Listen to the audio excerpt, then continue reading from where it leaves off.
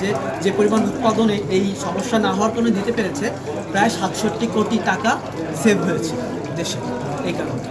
এবং যদি আমরা এই জিনিসটাই বাইরের কোনো কোম্পানি দিয়ে করতে যেতাম তাহলে আমাদের প্রায় ৫০ থেকে ৬০ লাখ টাকা অলমোস্ট খরচ হতো, কিন্তু আমরা লোকালি করায় এটার খরচ নেমে এসেছে প্রায় ৩০,০০০ টাকা। যে আমাদের যে এখানে যে কন্ট্রোল সিস্টেমটা আমরা বিল্ড আপ করছি এটা হচ্ছে আমাদের অ্যাভেলেবেল আছে এরকম কিছু সহজলভ্য জিনিস দিয়ে আমরা তৈরি করেছি। নর্মালি আমরা যখন কোনো ম্যানুফ্যাকচারার বিজনেস কাছ থেকে এই ধরনের কন্ট্রোল সিস্টেম চাই বা দেখা যাচ্ছে ওনাদের এই যে আমাদের অটোমেটিক সিস্টেম বলেন বা এই ধরনের সিস্টেম বলেন এগুলোর জন্য ওনারা একটা বিশাল অঙ্কের অর্থ আমাদের দেশ থেকে নিয়ে যায় এইগুলো বিল্ড আপ করে দিতে গিয়ে। তো আমরা এই জিনিসটা বর্তমানে লোকালি আমাদের স্যারদের তত্ত্বাবধানে স্যার এমনভাবে বিল্ড আপ করেছে যে অল্প খরচে ১ লক্ষ টাকা না মাত্র ৩০,০০০ টাকার মধ্যে এরকম একটা সিস্টেম বিল্ড আপ করছে যেটা হচ্ছে আপনার অনেক টাকা সাশ্রয়ী।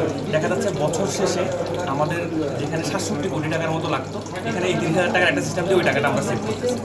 বেসিক্যালি হচ্ছে যে কোনো পাওয়ার প্ল্যান্ট বলি বা যে কোনো মেশিনারি ফ্যাক্টরি বলে সব জায়গায় হচ্ছে পানির প্রয়োজন হয়।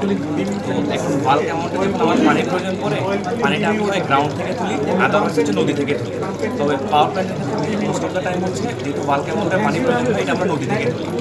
এটা হচ্ছে আমার নদীর পানির সোর্স। এখন এই নদী থেকে যখন আমরা পানিটা আনি তখন হচ্ছে আমাদের বেশ কিছু মোটর ইউজ করা হয়।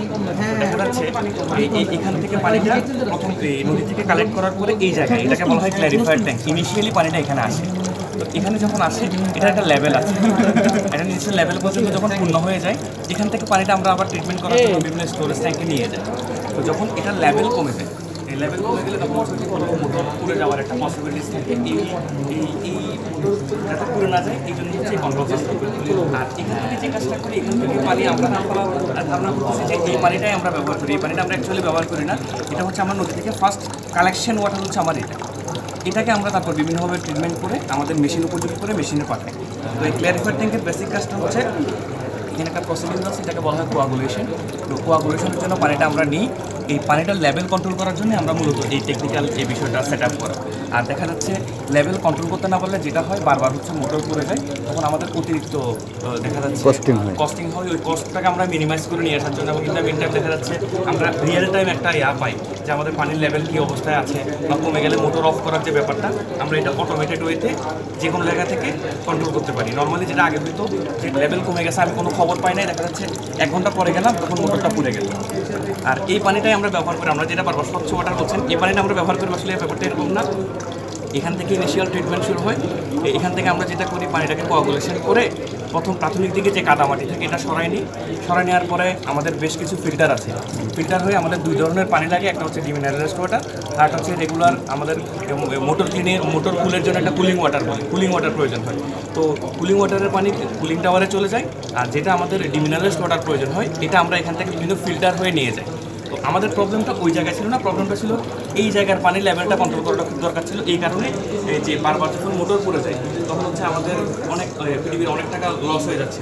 এই লসটা কমায় আনার জন্য এই সার্ভার হচ্ছে একটা অটোমেটেড সিস্টেম বিল্ড আপ করছে, যেটার মাধ্যমে আমরা যেটা করি যে এখান থেকে আমরা অটোমেটিক্যালি বুঝতে পারি যে লেভেল কমে গেছে, মোটর অফ করতে। যে আমাদের যে এখানে যে কন্ট্রোল সিস্টেমটা আমরা বিল্ড আপ করছি এটা হচ্ছে আমাদের অ্যাভেলেবেল আছে এরকম কিছু সহজলভ্য জিনিস দিয়ে আমরা তৈরি করেছি। নর্মালি আমরা যখন কোনো ম্যানুফ্যাকচারার বিজনেস কাছ থেকে এই ধরনের কন্ট্রোল সিস্টেম চাই বা দেখা যাচ্ছে ওনাদের এই যে আমাদের অটোমেটিক সিস্টেম বলেন বা এই ধরনের সিস্টেম বলেন এগুলোর জন্য ওনারা একটা বিশাল অঙ্কের অর্থ আমাদের দেশ থেকে নিয়ে যায় এইগুলো বিল্ড আপ করে দিতে গিয়ে। তো আমরা এই জিনিসটা বর্তমানে লোকালি আমাদের স্যারদের তত্ত্বাবধানে স্যার এমনভাবে বিল্ড আপ করেছে যে অল্প খরচে ১ লক্ষ টাকা না মাত্র ৩০,০০০ টাকার মধ্যে এরকম একটা সিস্টেম বিল্ড আপ করছে যেটা হচ্ছে আপনার অনেক টাকা সাশ্রয়ী। দেখা যাচ্ছে বছর শেষে আমাদের যেখানে ৬৭ কোটি টাকার মতো লাগতো এখানে এই ৩০,০০০ টাকার একটা সিস্টেম দিয়ে ওই টাকাটা আমরা সেভ করতেছি। আর এটা অলরেডি 4 মাস রানিং। এই ইয়ার গেলে আমরা 67 ক্রোর পিডিবি সেভ করবো শুধু এই কন্ট্রোল সিস্টেমের কারণে। পারফরমেন্স কেমন বা ইউজার কেমন? এটার পারফরমেন্স এখন পর্যন্ত 4 মাসে একবারও কোনো ধরনের সমস্যা করেনি, রান করছে। এবং এই সিস্টেমটার একটা বড় বৈশিষ্ট্য হচ্ছে ওখানে কি হচ্ছে আমি চাইলে আমার এখানে বসে আমি চেক করতে পারবো আমার মোটর চলছে বা বন্ধ হচ্ছে, এই জিনিসটা এখানে আছে। আচ্ছা, রিভার ওয়াটারটা আমি চাইলে এখানের মাধ্যমেই কন্ট্রোল করতে পারি। অন অফটা আমি বাংলাদেশের যে কোনো জায়গায় বসে বা বিশ্বের যে কোনো জায়গায় বসে আমি কি করতে পারছি, কন্ট্রোলটা করতে পারছি। তো এই ক্ষেত্রে তাহলে আমার মোটর পুড়ে যাওয়া যে বারবার প্ল্যান ট্রিপ করা বা বন্ধ হয়ে যাওয়ার জটিলতাটা থাকছে না। আচ্ছা, ইউজার কেমন বা এটার ইউজার কারা এখন বর্তমানে? ইউজার বর্তমানে হচ্ছে আমরাই, কিন্তু আমরা চেষ্টা করেছি এটা আমরা বিভিন্ন পাওয়ার প্ল্যান্ট বা দেখা যাচ্ছে আমরা তো ডেমো অবস্থায় আছি, আমরা কারা ইউজ করতে পারবে এটা এভাবে? এটা যাদেরই ওয়াটার প্রয়োজন পড়ে, যারা হচ্ছে নদী থেকে এই ধরনের আমরা যে স্টাইলে পানিটা কালেক্ট করি, এইভাবে যারা পানি কালেক্ট করে যে কোনো ফ্যাক্টরি এটা কালেক্ট ইউজ করতে পারবে। আর স্যার যেটা বলেছেন শুধু পানির ক্ষেত্রেই নয়, যেহেতু এটা একটা অটোমেটিক সিস্টেম, এটা বিভিন্ন ধরনের প্যাকেজিং বা বিভিন্ন ধরনের ফ্যাক্টরিতেও আমরা একইভাবে যে এই অটোমেটিক সিস্টেম ইউজ করা যাবে। বাট আমাদের যেহেতু প্রয়োজন ওয়াটার, আমরা ওয়াটার ইউজ করেছি। তো ওয়াটার প্রয়োজন হয় না এমন কোনো ফ্যাক্টরি আসলে নাই। কেউ গ্রাউন্ড থেকে না, কেউ নদী থেকে, কেউ গ্রাউন্ড থেকে নেয়, কেউ রিভার থেকে নেয়। তো ম্যাক্সিমাম সবাই ট্রাই করে হচ্ছে মিল বা ফ্যাক্টরিগুলো আমরা যদি আমরা বাংলাদেশের পার্সপেক্টিভে দেখি, সবসময় নদীর আশেপাশে, যেমন কর্ণফুলী নদীর আশেপাশে, এখানে আমরা সিলেটের ক্ষেত্রে দেখি তুষিয়ারা নদীর আশেপাশে, এই জায়গাগুলোতে ফ্যাক্টরি কিন্তু খুব বেশি গড়ে ওঠে।